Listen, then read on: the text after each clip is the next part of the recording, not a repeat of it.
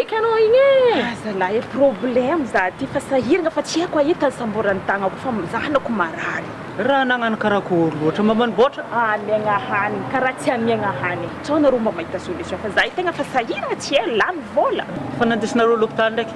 Mbola tsy nagnano fa nagnano tanika ody beka mba tia hojanga. Raha mbarako anao drako e. Zanakanay teo nagnano karaha zegny marary efa tsy era atao izy. Fa zay ebaka teo nandeha tamin'ny docteur nagnano vaccine nahazo vitamine A. Izy ao drako azo antoka hoe tsisy problème misoma tsara salama tsara. Hitanareo boka izy? Ke karakory ma fandehanagna aminazy io ohatrino fagnanaovagna consultation anazy ao azo bôdry raha jiaby na fahazahoagna vitamine A zegny na fanaovagna vaccine raha jiaby contre irikisosy sy ny tariny azo atao kidikidy drako mitondra tseka l'hôpital e. Anao koa fa pare ndraiky mety aterinena. Zeko fa tsisy tambagny eky e. Zaza tsy marary mavitriky antoky ny fampandrosoagna lovenjafy.